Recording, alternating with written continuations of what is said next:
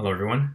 Today I'll be presenting our work on protecting formally verified cryptographic libraries from Spectre style attacks. And this is joint work with the many wonderful co-authors listed here. So it's pretty well known that cryptography is really difficult to get right. Cryptographic design flaws, implementation bugs, and side-channel vulnerabilities are regularly found even in the most widely used libraries. And because of their large attack surface, for security, crypto implementations should achieve what we call the Big Four guarantees. First, they should be memory safe to prevent leaking secrets held in memory. Second, they should be functionally correct with respect to some standard specification. Third, they should be provably secure to rule out important classes of attacks. And finally, they should be constant time to avoid leaking secrets through timing side channels. The problem is that achieving any one of these can be difficult, let alone achieving all of them at once. So to help, a lot of recent research looks to using high-assurance cryptography techniques to develop high-performance implementations with formal, machine-checkable guarantees for the Big Four. Although high-assurance cryptography has been hugely successful in producing high-speed cryptographic software with formally verified guarantees, the bad news is that these guarantees can be undermined by recent microarchitectural side-channel attacks, such as Spectre, which exploit speculative execution in modern CPUs. In particular, Spectre-style attacks reveal a gap between formal guarantees of constant time, which hold for a sequential model of execution, and practice, where processors can execute instructions speculatively and out of order. This mismatch, combined with Spectre-style attacks, can cast doubts on the robustness of high-assurance cryptography. So in this work, we set out to study the impact of speculative execution on the Big Four guarantees. Our main goal in this work is to extend the Big Four guarantees to a setting with speculative execution. We do this in 4 parts. First, we extend the classical notion of constant time, which holds for a sequential setting, to the notion of speculative constant time, which holds for a speculative setting. To do this, we formalize an adversarial program semantics for speculative execution, based on existing work by Sanjay, one of our co-authors, and others, and use this speculative semantics to redefine what it means for a program to be constant time. Second, we develop a verification method for checking speculative constant time. To simplify our verification approach, we prove a key property of our semantics called secure forward consistency, which drastically reduces the number of execution paths to be considered, and also shows that code proven correct and secure in a sequential semantics also enjoys these properties in a speculative semantics.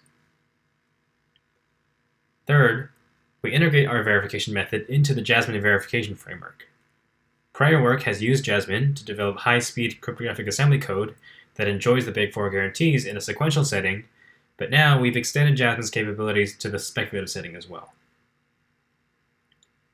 Finally, we use our extensions to the Jasmine framework to develop Spectre-protected implementations of Cha-Cha-20 and Poly1305, which are 2 key primitives used in TLS 1.3. We find that the development and verification effort for adding Spectre protections is not too onerous, and that the performance overhead is relatively modest. Before we dive into things, let's first explain what the classical notion of constant time is, how it protects against timing side channels, and what changes when speculative execution comes into the picture. For cryptocode, even if it's functionally correct, it can still leak secrets through timing side channels. This happens if the code executes for an observably different time depending on the value of secret information. For example, in the left code snippet, branching on a secret value can lead to a measurable timing variation since the body of the conditional is only executed if the secret value is true. The right code snippet is a little more subtle. The first line loads a byte B from the secret array, and the second line loads a value from the table array using B. This secret-dependent memory access leaks secret data, since the lookup to table B will be brought into cache. An attacker can then infer the value of B by measuring timing variations when accessing different indices of the table array.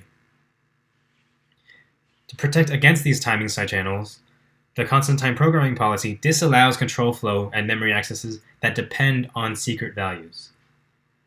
Unfortunately, it turns out that applying constant time coding recipes to turn secret-dependent code into secret-independent code is pretty unnatural and tricky to do correctly. So there are many existing tools that let developers annotate program inputs as either public or secret, and then automatically check that the program is constant time.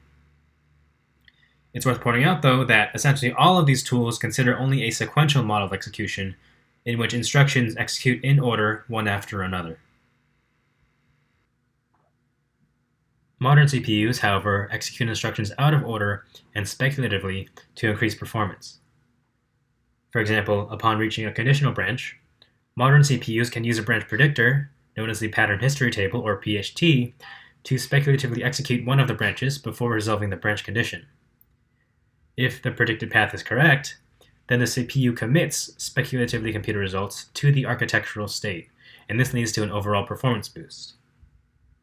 Otherwise, if the predicted branch is incorrect, the CPU backtracks to the last correct state by discarding all speculatively computed results, and this results in performance similar to idling. So although the results of misspeculation aren't ever committed to the architectural state, remnants can still be left in the microarchitectural state, such as the cache, and this is the root cause of many recent high-profile Spectre-style attacks. To make things more concrete, this code snippet, which is secure in a sequential world, is vulnerable to what's called a Spectre PHT attack. The first line is a bounds check on X, which prevents reading secret memory outside of array 1. Unfortunately, an attacker can supply an out-of-bounds value for X, such that array 1 of X reads secret memory outside of array 1, and then mistrain the PHT to speculatively bypass the bounds check so that a secret value is stored in the variable I. If this happens, the third line loads the secret-dependent memory location array 2 of I into the cache, leading to a timing vulnerability. Memory fence instructions can, in theory, protect against these vulnerabilities. These instructions act as speculation barriers and prevent further speculative execution until prior instructions have completed. For example, if we place a fence after the conditional branch, this prevents the CPU from speculatively reading from array 1 until the branch condition has resolved, at which point any misspeculation will have been caught. Unfortunately, inserting fences after every conditional to protect against Spectre PHT, and before each load instruction to protect against a different variant called Spectre STL, really hurts performance. On the other hand, heuristic approaches for inserting fences leads to shaky security guarantees. So our solution is to automatically verify that implementations use fences correctly and efficiently to protect against Spectre-style attacks, specifically the Spectre PHT and Spectre STL variants. In order to formally reason about speculative execution, we first need to formalize its semantics. I'm only going to introduce some of those high-level features of our semantics, but the full details can be found in the paper. The programs we consider are written in a core fragment of the Jasmine programming language, which includes commands for assignments, memory loads, memory stores, conditionals, loops, and importantly, fence instructions. The program shown here is the one from before. Program states, at a high level, include main memory, which is a mapping from addresses to values. Here, addresses are pairs of array names and indices. And for the sake of illustration, suppose array 1 at index 8, which is out of bounds, holds a secret value s. States include a special write buffer, which contains sequences of delayed write instructions. The write buffer is an essential for this example, which is vulnerable to the classic Spectre PHT attack, but in a nutshell, we use the write buffer to model out-of-order execution on behalf of the CPU's memory disambiguator, which can be exploited to perform Spectre STL vulnerabilities.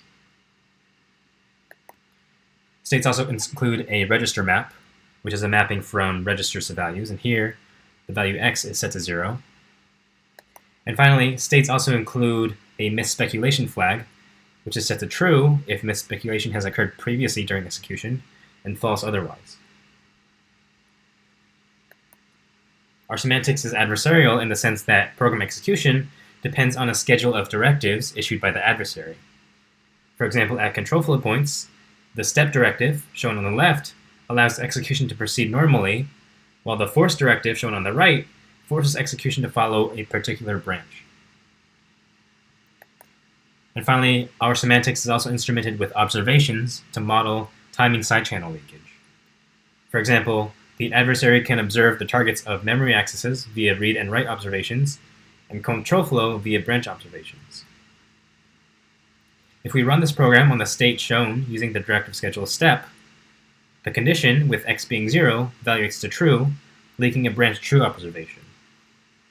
The next line leaks a read of array 1 at 0 with value 3, and the last line leaks a read of array 2 at 3 with value 9. Using the schedule force, true leads to the same observations.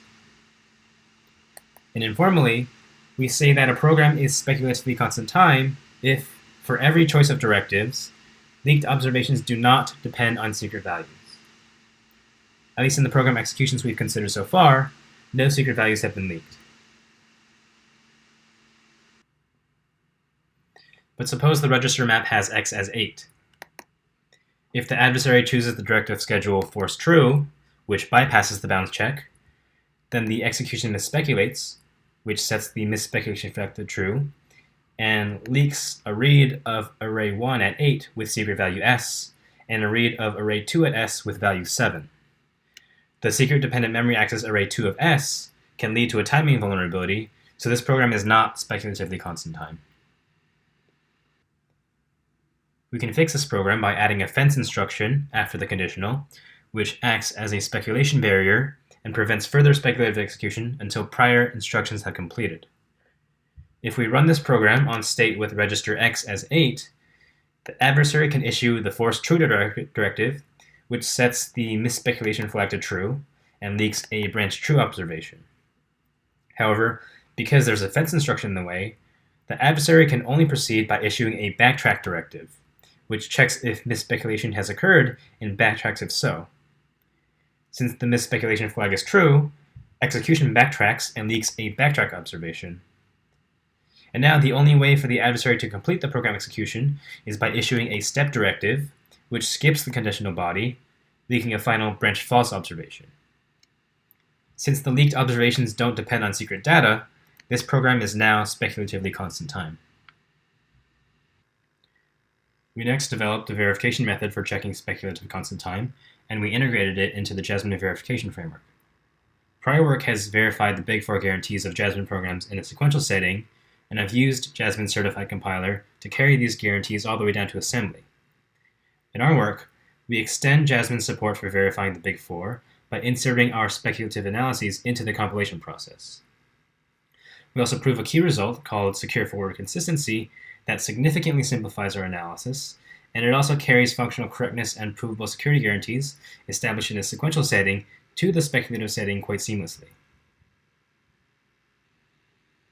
Using our extensions to Jasmine, we developed verified scalar and AVX2 implementations of Cha-Cha-20 and Poly 1305, which enjoy functional correctness, an extended memory safety property we call speculative safety, and of course speculative constant time.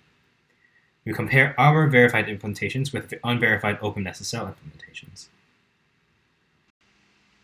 In our performance measurements, we report the cycles per byte for processing messages of varying lengths. Here, lower is better. On the left, we show the scalar Cha-Cha-20 implementations, and on the right, we show the AVX2 Cha-Cha implementations. The purple lines in both are unverified OpenSSL implementations. The green lines are Spectre-protected Jasmine implementations, and the blue lines are non-Spectre protected Jasmine implementations. Overall, we find that our Spectre protected implementations come with only a modest performance overhead. In terms of developer and verification effort, we found that most of the effort was spent in fixing speculative safety issues. After that, there was relatively little additional work for fixing speculative constant time issues.